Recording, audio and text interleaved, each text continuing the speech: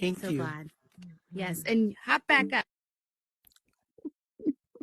Than I ever did my first day. I have to say, I'm so impressed. I'm AFikki, and some of you know me as AFikki 817. I would say that I had some really great moments, but I would say the one that made the biggest impression on me, like a moment of belonging, was definitely it really meant something when Paige asked me to be a leader in an admin in our community of Women in Horizons.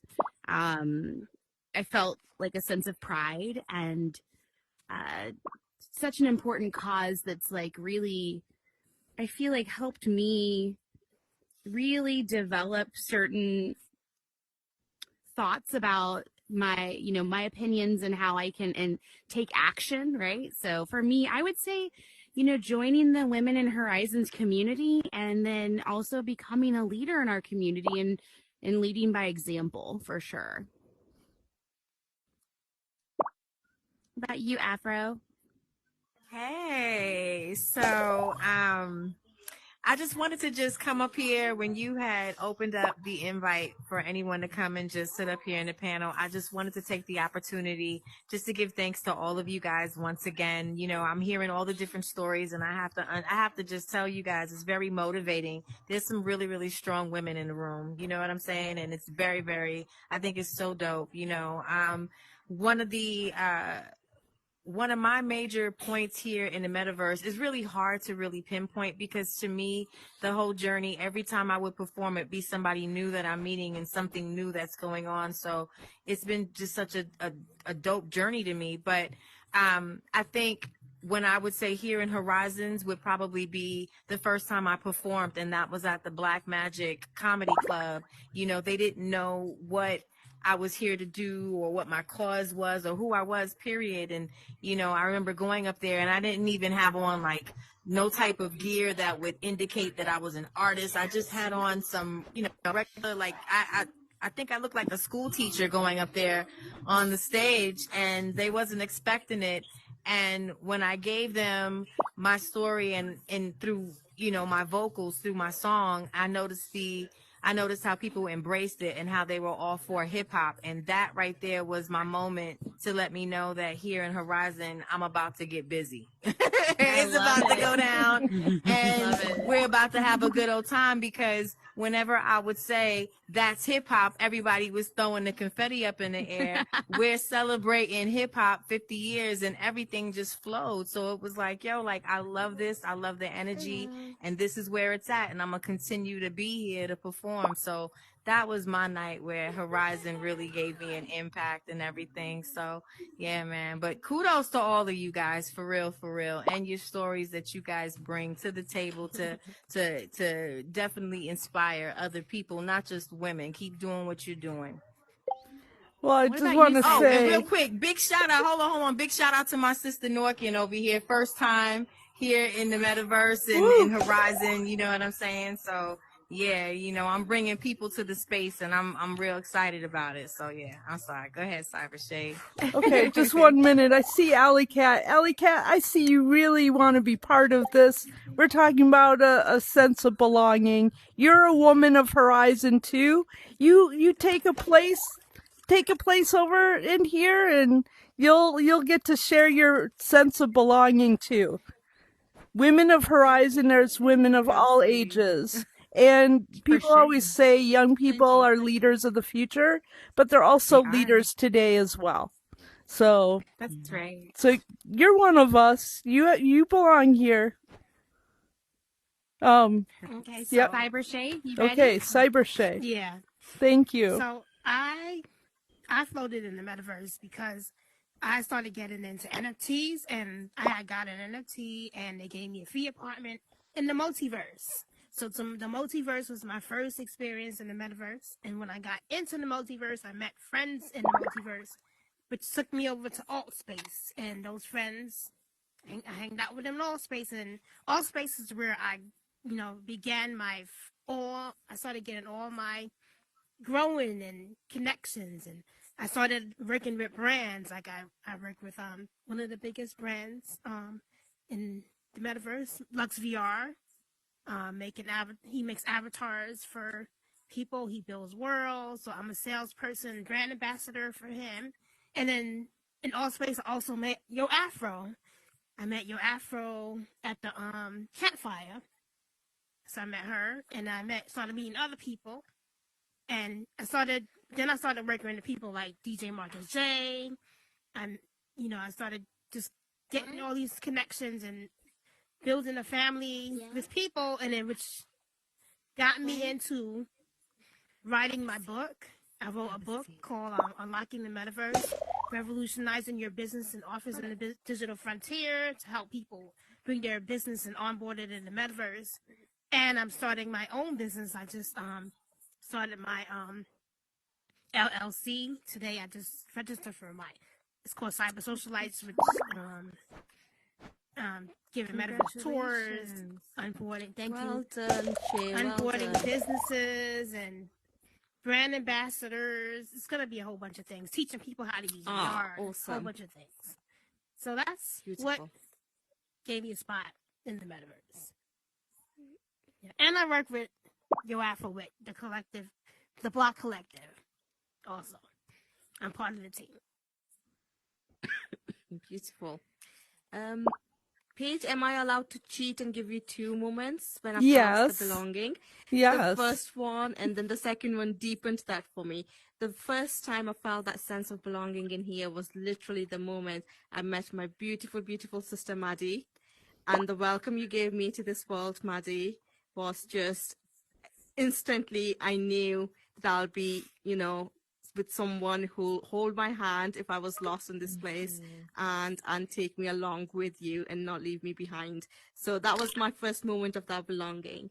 The second was really when I launched the VivaCoach experience and I reached out to the widest sisterhood group and asked to come along and celebrate the International Women's Day as part of that launch. Yes. And I was overwhelmed with how great response I had. Paige, you were part of it. Gigius, you were part of it. Leo, you were my absolutely amazing collaborator on that. Maddie, you were part of it. So many women here were part of that. And all I had to do was literally not even finish off that message going to them. And they said, we're on board. What do you need, Viva? And that really affirmed that, I have people around me who are supportive and I really do belong in this place. Wonderful. Leo. I was really trying to think long and hard too. So I'm BossLeo IO.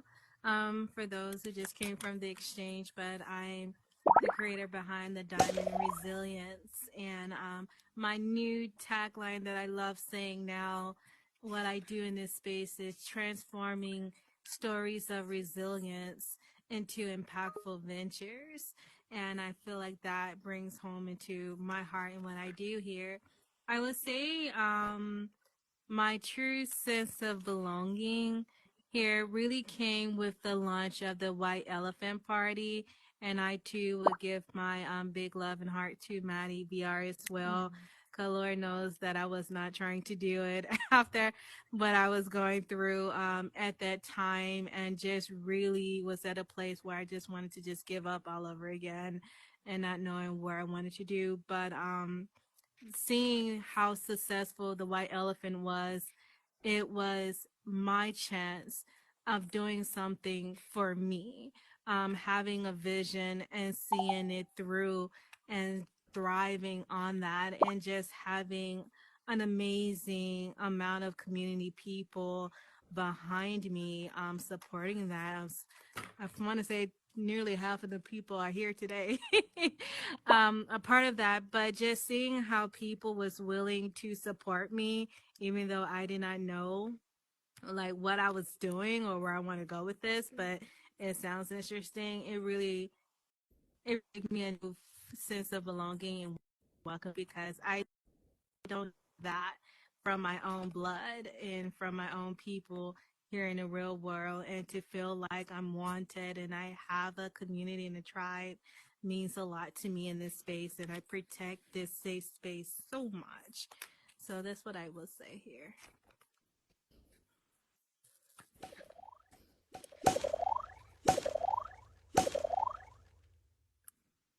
I guess Matt is super excited. She got coined out. Well, my first sense of belonging, it was really funny. Not many people know this story. I haven't told it in the metaverse much. But when I first came into my headset, you know, you had to make an Oculus account. And I wanted my name to be Shay Arts because the arts is my business. It's a Real Touch by Shay or Real Touch Store. But the Shay Arts wasn't available. And so I put a Z at the end of my name and I said, just call me Shay Arts. Like the Z is silent. Um, the first few apps I downloaded were Horizons and Outspace. No, it was Venues and Outspace. I hadn't found Horizons at that time. And when I came into Outspace, they had like events. As soon as you open it up and you come on, you see different events. And this was like my second day on the headset. So I came into Outspace and I joined this world that was full of people, and I was just walking around, just looking at everything and whatever. And I got kicked out the world. And so I was like, you know, that was weird. So I joined another world. And as I'm walking around, some people say hey to me, some people say, hey, RT. And I'm like, hey, I'm Shay, and whatever. And then I got kicked out the world again. And so that was, it was unsettling to me. I didn't understand, you know, I didn't really have a chance to conversate with people.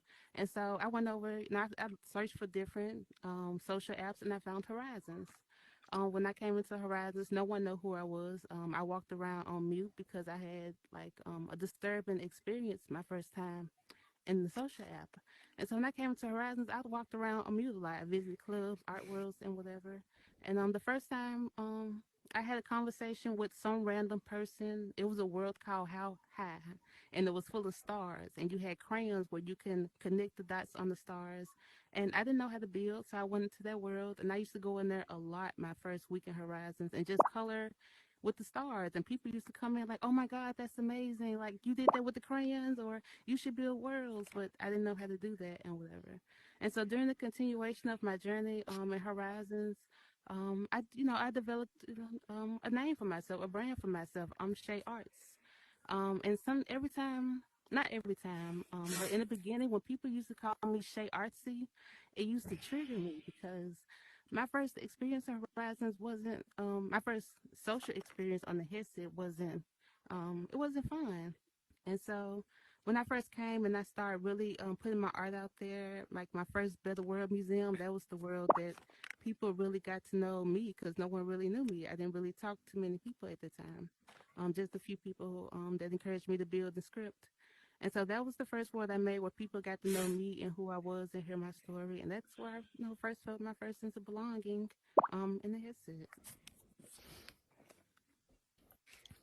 Thank you, Shay.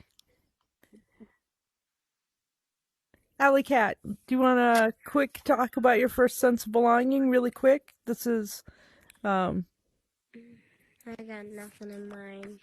All right. Well, have a seat over with the visitors who are our audience.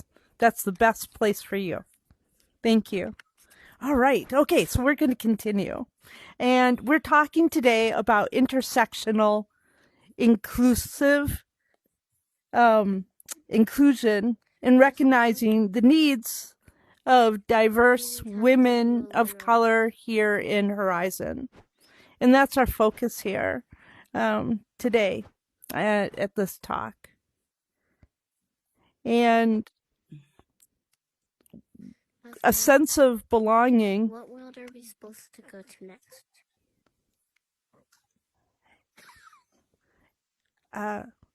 Alley Cat? Yes. Yep. We're in a program. We're in a program now.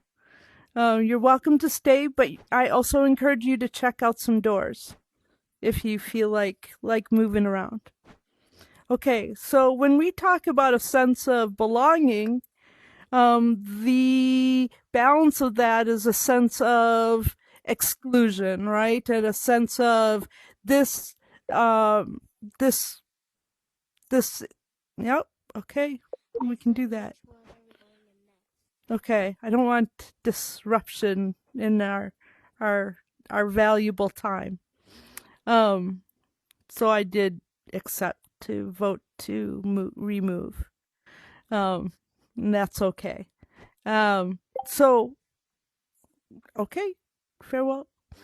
So centering back on a sense of belonging, there's also times that like a sense of not belonging. And what ways could virtual reality, as your experience has, would lead you to say could be improved for diverse women? And we're going to start with Shay and come back this way. Lent Warrior, come closer together next to Afro. Thank you. And so, Shay, lead us back down the line. How can VR be better for diverse women? Whether it's the hardware, the community, the accessibility. I'd like to hear each one of you share a viewpoint on what can make it better for diverse women. For me, I believe accessibility was the biggest thing for me. When I come into this space, I feel more comfortable going into places where I feel uncomfortable than I would in IRL. And so when you come into spaces in Horizons, it's easy to, in the virtual space period, it's easy to hop into worlds and find random people in different communities. And in IRL, I didn't have the courage to go out into those different spaces where I may have felt like I wasn't accepted, that may have been new, or I may have had assumptions of how I might be treated when I come into spaces. And so when I came into the VR, it made it easier to go into those spaces, especially when they were so diverse, when they were so, from so many different ways and walks of life. So having the hardware itself opened up my social network. It opened up my whole social network, business and personal wise. So that was the biggest impact for me. Excellent, excellent. Thank you for sharing that accessibility to the hardware itself. It was such a major factor that can improve VR for more diverse women. BossLeo, what would you say? That could make the place more inclusive. I just want to make sure I understood the question correctly. I say two things, which I'm quite sure a lot of panelists might say too, is access and the gatekeeping part. I know for me, when I came into this space, it felt like initially I wasn't accepted. I would go to some worlds and I'll see some dope artists and some creators, and I just immediately would receive that sense of rejection, as if like I wasn't good enough to speak to that person. Or I would go into rooms and I would say hello and I wouldn't even get a hey back. And it kind of reminded me of a time when I think I was in college and I was working at McDonald's. And this whole time I was being judged as being a cashier at McDonald's. These people had no idea that I was literally in college, a 4-time internship person in IT, leadership of my organization, spoke on kennels, did all the things, but I got that sense of rejection. And you just never know who you could come across and who could be like that hidden gem. And it just made me hungry for, like, you know what, let me go out and create my own, let me do my own. So I say all that to say that just having a sense of like inclusion and access, just saying a hello or hearing someone's story is really important. You never know that this person that you ignoring could really be that one ticket to where you're trying to go into your own creator journey there. So having access and not gatekeeping, trying to limit people. And I think Horizon in itself, and I talk about this a lot with a lot of people, that the way Horizon is built with their early access and a lot of other things where you're pretty much giving all of these deals to creators, it kind of like turn away creators who really put in a lot of hard work into this space and feel like they're not being valued there, and not being heard. And so like, why should I put my energy, my talents, and my gifts and investment to the platform that doesn't value? And as we say in my Black community, go where you are appreciated and not tolerated, because we are talented here. So I'll say those are my two things: is access and gatekeeping that we have to do a better job at. And if we can expect the platform to do it, then we as a community have to be better in doing that for each other and ourselves. Beautifully said. I agree wholeheartedly that the the that Horizon itself is a model of structural inequity, and that it has like gatekeeping mechanisms. Like, some people have Trimesh, some people have monetization, some people have access, some people do not. Some people are like, but it's structural from the corporation, and that movement of community members to dismantle that through simply saying hello, right, to another person next to you.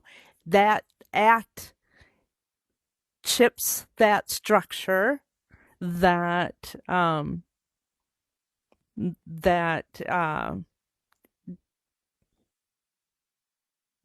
it is penetrable, but it takes everyone having intentional actions all the time, right? I believe that hello, as you said, could be your next collaborator and conspirer to dismantle that structural inequity, as well as a creator of a vision of a world of the future that you deserve. VivaCoach, what would, in your perspective, how can VR be better, more inclusive for diverse women? Let's start with what it is doing well, and then we can go on to sort of, what can be even better. I find, if you compare it to real world, I find that Metaverse and Horizon, it's a cross-industry integration piece that really interests me here. So the metaverse is not limited to one specific industry, right? It intersects across. I mean, look at this panel. I look at it and I'm looking at sort of, artists. I'm looking at authors. I'm looking at business specialists. I'm looking at sort of, all sorts of different industries coming together in one space. So I think this is where it's really, really good. And I think where we can be better is, I would actually go back to the corporate structure of these platforms. The reason for that is a lot of what we're seeing, and a lot of what I've seen since I've stepped into this world, these platforms, is they're very community led where they're succeeding. Right. So I think there's a power in community, and I absolutely am for it. But I think it's also really important for institutions to take responsibility and support those communities to thrive even further. And I think there is a gap there.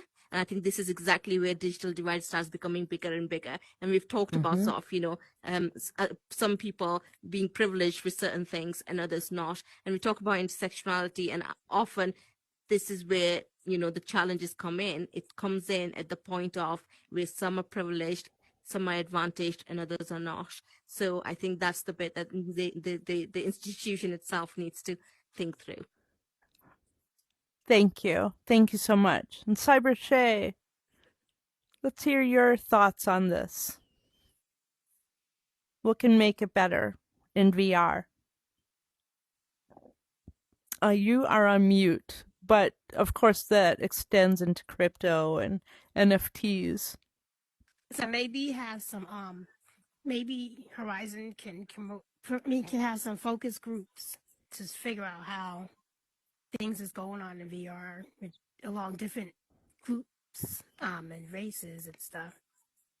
That's one thing they could do, and maybe start some more VR, more women of color VR groups to bring it in. That's all I can think of. Fantastic. Fantastic. Well, definitely the community is doing this, but I agree that it needs to be like the top needs to broaden, so it's not even top down, it's top across, top all encompassing. Yo, Afro.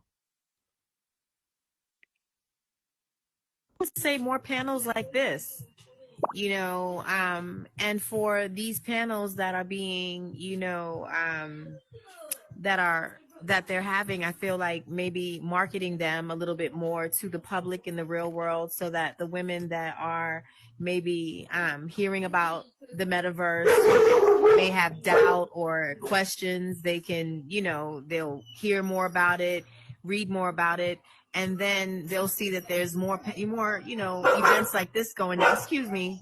Shh. Anyway, I'm sorry, y'all. That's embarrassing. Okay. Anyway, Okay. but yeah, simply put, more panels like this to invite women in, to let them know that there's so much here for them. There's women here ready to accept them, you know, help them through whatever it is, or give them more of a push to what it is that they are doing, you know. So this right here, I think, is so cool by itself. You know what I'm saying? Getting to know everyone, hear what everyone is doing. This is just really, really nice and inviting. So why not? Well, fantastic. There's always going to be more of these. This is the 5th Women's Summit. We started in 2021 at our International Women's Month, and we just keep on going. We're not going to stop. And we have more women like BossLeo's event, VivaCoach, and all the work that all the women are doing in this platform. Keep on doing that. Keep on sharing it. Let's continue loud and proud.